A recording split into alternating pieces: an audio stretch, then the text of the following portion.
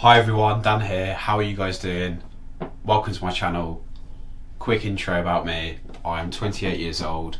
I'm a newly qualified PT with level 2, soon to be qualified level 3 personal trainer.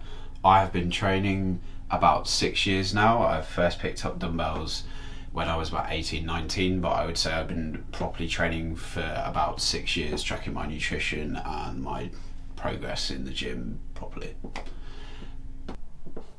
My mission is to help everyone achieve their fitness goals and have an enjoyable life while making fitness fun. Now, today's video is about a documentary aired by the BBC on Wednesday night in the UK called The Truth About Getting Fit. Now, while I am in favour of any initiatives that encourage people to do more exercise and to be more healthy, I think the documentary could have been quite confusing. If I was new to exercise and I was unsure what method to use, I would probably come out of that documentary more confused than when I started. So to start with, the presenter at one point referred to building and toning muscle as separate things, when in fact when people refer to having a toned physique, it is a muscular physique with a sufficient low enough body fat percentage such that you can see the definition of your muscle. Now, if you are looking for a toned physique, quote unquote, you need to be applying progressive overload in your training, which essentially means doing resistance training and progressing over time, whether that be adding more reps or adding weight, for example, over time. Now, if you're progressing in the gym and you're eating enough food, i.e. you're sufficiently in a calorie surplus, which means that you're getting in more calories than you're burning off. I'll cover how to calculate that in a separate video. Now, providing that you are giving your body enough stimulus through your training and eating adequate protein and sufficient calories to be in a calorie surplus, you will gain weight. You may gain a little bit of fat, but providing the calorie surplus is not too big, you will gain muscle. Now, doing purely cardio is not going to get you a toned physique. You need to be doing a combination of cardiovascular exercise, mainly for your cardiovascular health, but you also need to be doing resistance training.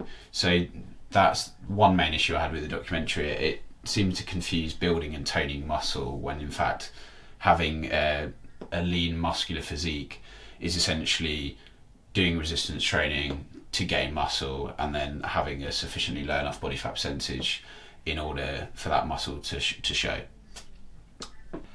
So my next point is that in the documentary they performed a test between using resistance bands and dumbbells for the same weight. So a 5 kilogram dumbbell performing a simple bicep curl, just curling up the upper arm, and they used a resistance band with an equivalent weight, so 5 kilograms, and a dumbbell, and compared the contraction of the muscle fibers and which provided more response in the muscle fibers. Now, the study found that they produced a similar effect, but the presenter concluded that they preferred resistance bands based on the how they're more versatile. Now, although I do agree that resistance bands are versatile and can be really useful, especially for home workouts during the lockdown period, performing a test on just bicep curls isn't really sufficient to warrant making a judgment between the two, and I don't really think that an isolation exercise such as bicep curls is really going to give you an accurate comparison between the two methods. I really recommend using dumbbells or barbells, especially for compound lifts such as squats, deadlifts, bench press, barbell row, things like this. And it's very unlikely that you can replicate very heavy lifts using barbells or dumbbells with the same weight on a resistance band. For example, if you do a squat with a barbell on your back for 80 to 100 kilos, say, getting an equivalent band that's going to elicit the same response is going to be pretty difficult and quite impractical. You may have to combine a number of bands together and I just don't think that the program really accounted for how useful dumbbells can be. Furthermore, you can also use dumbbells in single leg or single arm exercises, which would be really beneficial to improving your balance, your coordination, and generally your performance. It can have a good carryover with your performance in the gym. So, for example, if you're doing a single leg deadlift, it can help improve your balance. So overall, I don't think that their study is sufficient to say that resistance bands are better than dumbbells, and it's very subjective. I'd highly recommend using dumbbells or barbells if you have access to them, and purely training with resistance bands can be effective, but using a wide range of equipment is going to give you better results over a long period of time. My next point: weight training alone is not going to turn you into Popeye overnight.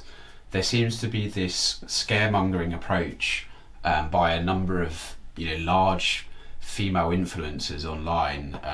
There are many great female influencers out there and people with big followings preaching good information, but this scaremongering of girls to pick up weights has to stop.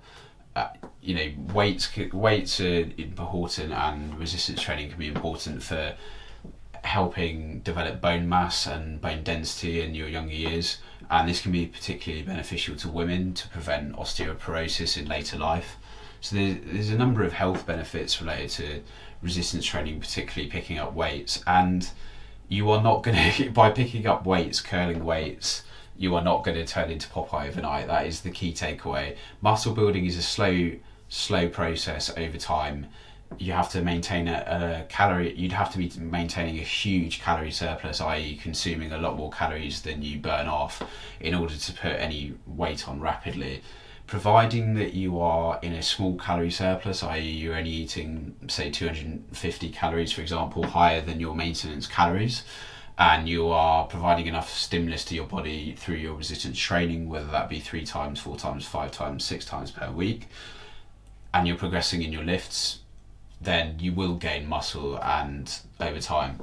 Now, I think the documentary didn't help because the perception I got from it was that resistance bands are better than dumbbells, but also that